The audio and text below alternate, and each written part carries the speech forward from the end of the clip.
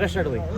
चुटू जी, आज सोनीपत पहुंचे हो, किस तरह के कार्यक्रम है वो रखे गए हैं और आगामी क्या रणनीति है वो किसान अपनी मांगों को? देखिए, सोनीपत में एक तो ये जयसिंह दैया जी हैं, आज इनका यहाँ पे इन्होंने दफ्तर खोला है और पहल की है, क्योंकि हमारे पास दफ्तर अभी तक कहीं नहीं है और उन्होंने बहुत अच्छी पहल की है यहाँ पे कि दफ्तर इन्होंने यहाँ पे शुरू किया है और उसका आज उद्घाटन है और यहाँ पे ब्लॉक के प्रधान बनाए गए हैं विनोद राणा जी। और दूसरी चीज़ ये है कि जो अगली रणनीति की आपने बात की है, फ़िलहाल तो जो सरकार अपने वादे सरकार ने किए थे एमएसपी का और जो बाकी वादे थे उनके पे अभी तक सरकार खरी नहीं उतरी है और जो 3 कानूनों ने वापस लिए थे उनमें भी गड़बड़ी की भी आशंका है और उस पर जल्दी हम कोई बड़ा प्रोग्राम करने के सोच रहे हैं। सरकार को जो है वो किसी तरह से घेरा जाए कि हमारी बात मानने के लिए मजबूर होना पड़े। और दूसरा ये है कि हम एक राजनीतिक चेतना भी पैदा कर रहे हैं कि जो लोग कंपनी के पक्ष में है, कंपनी राज स्थापित करना चाहते हैं और पूरे देश के किसानों का जो कारोबार है वो भी कंपनियों को देना चाहते हैं, उनको गद्दी से जरूर हटाया जाए। सर, किसान आंदोलन के दौरान कुछ मांगे हैं वो आपने सरकार के सामने रखी थी। एमएसपी गारंटी कानून की मांग थी, लखीमपुर खीरी के किसानों को जो वहाँ पर एक हादसे में है उनकी मौत हुई थी, उस पर अभी तक कुछ चर्चा है वो नहीं कर पाए हैं किसान संगठन। देखिए, बहुत कुछ है। अगर आप देखें तो उत्तर प्रदेश के मुकदमे भी वापस नहीं हुए, दिल्ली के भी कुछ मुकदमे रहते हैं जो वापस नहीं हुए, लेकिन हम अभी एसकेएम से बाहर हैं। वो काम उनका है करना और जिस स्तर पे वो करना चाहिए था उस स्तर पे शायद वो नहीं हो रहा है, लेकिन लखीमपुर के बारे में सोच रहे हैं कि मैं भी जाके एक मीटिंग वहाँ पे लोगों से करूँ, अगर वहाँ पे कोई ठीक बनता है माहौल। क्षेत्र में भी रैली की है किसानों ने, आप उसमें मौजूद थे। आगामी रणनीति एमएसपी को लेकर क्या रहेगी? देखिए, एमएसपी जो है हरियाणा के अंदर जो है वो सारे स्टेटों से ज़्यादा अभी तक मिल रहा है, लेकिन कुछ चीज़ें हैं जैसे बाजरा है, सरसों है, और या उस पर ये कह लीजिए कुछ पाबंदियाँ लगा देते हैं, 25% खरीदेंगे इस तरह से।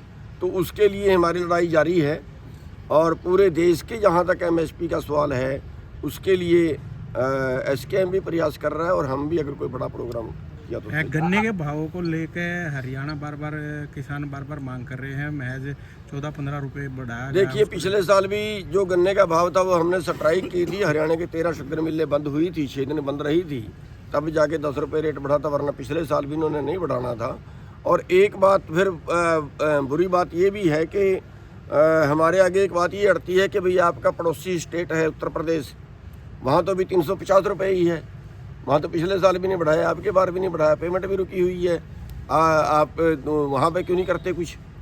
तो ये सवाल सरकार के हमारे सामने आते हैं जहाँ पे आगे हमारे सामने ही प्रॉब्लम खड़ी होती है। सर, 2024 विधानसभा चुनाव है वो नज़दीक आ रहे हैं, क्या गुरनाम सिंह चुटूनी का जो ग्रुप है, जिस तरह से पंजाब में आपने चुनाव लड़ा, क्या हरियाणा में भी? देखिए, हमारा ग्रुप कोई अपना पार्टी बना के तो शायद लड़ने की हमें संभावना नहीं है, उस पर तो हम कोई तैयारी नहीं कर रहे हैं, लेकिन राजनीति के बिना जो है वो सुधार होगा नहीं, ये विचारधारा हमारी है। फिर किसकी सपोर्ट कर रही है गुरुनाम? और ये भी विचारधारा क्लियर है कि कम से कम बीजेपी की मखालपत तो जरूर करेंगे, बीजेपी को तो हराने का काम जरूर करेंगे। सर, राकेश टिकैत ने कहा कि राजनीति में किसान यूनियन एंट्री ना करे तो ठीक रहे।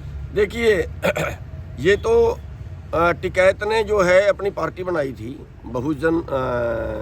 बहुजन किसान दल से, और उसके बाद उन्होंने एक एमएलए का चुनाव लड़ा था, उसके बाद उन्होंने एमपी का चुनाव लड़ा था, और ये सारे चुनाव लड़ने के बाद फिर ये चीज़ है कि जब अंगूरों तक मुंह नहीं पहुंचा तो फिर अंगूर खट्टे हो गए। और दूसरी चीज़, किसान की वोट 65% है। ये कहना कि किसान को राजनीति नहीं करनी चाहिए, मेरे ख्याल से अपने पैर पे कुल्हाड़ी मारने वाली बात है। अगर आज मोदी की जगह पे अगर आज टिकैत बैठा होता तो क्या वो यही कानून बनाता जो मोदी बना रहा है? फर्क होता। अगर आज सर छोटू राम उस गद्दी पे बैठा होता तो क्या यही कानून बनाता? आप देखें कि हम इतिहास उठा के देख लें, अगर किसानों के लिए कुछ किया है, अगर हरियाणा की बात करें तो चौधरी देवीलाल ने आज तक सबसे बड़ा किसान लीडर मानते हैं उसको, सत्ता में गया तो कुछ किया है। चौधरी चरण सिंह की बात करें, सत्ता में गया तो कुछ किया है। सर छोटूराम की बात करें, सत्ता में गया तो कुछ किया है। सत्ता के बिना जो है वो हम ये कहना कि सत्ता में नहीं जाना चाहिए, राजनीति नहीं करनी चाहिए, हमारे में अराजनीतिक कौन है? अगर मैं वोट डालने जा रहा हूँ तो मैं भी राजनीति कर रहा हूँ, अगर आप वोट डालने जा रहे हो तो आप भी राजनीति कर रहे हैं। वोट डालना ही राजनीति है कि इधर बड़ा पसंद है कि इधर बड़ा पसंद है। और हम सड़कों पे जो आंदोलन करते हैं अच्छा है। देखिए अन्ना हजारे ने आंदोलन किया और बाद में राजनीतिक पार्टी ने क्या उसको कहा, अगर आपकी नीतियाँ ठीक है तो आप राज में आइए, अगर आपकी नीतियों को लोग ठीक मानेंगे तो आपको वोट डाल देंगे। और ये सही भी है। हम सड़कों की लड़ाई, यहाँ सड़क रोक लिया, जो लोग रुक गए उनका क्या कसूर है जी? यहाँ पे हमने कुछ और कर दिया, लोगों को परेशान किया। अरे लोगों को परेशान करने के बजाय हम फिर अगर हमारी नीतियाँ ठीक हैं तो हमें लोगों को कहना चाहिए भैया वोट डालो।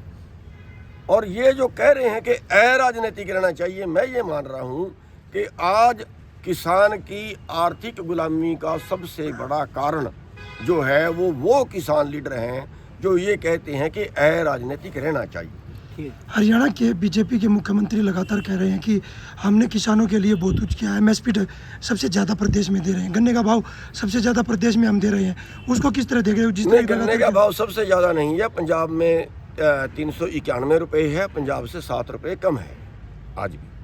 और MSP की जहाँ तक बात है वो नहीं, सभी चीज़ों पे नहीं दे रहे हैं। MSP बाजरे पे नहीं है, भावंतर है, सरसों पे नहीं है, कपास पे नहीं है, और सूरजमुखी पिछले साल जो हाल किया आपके सामने है।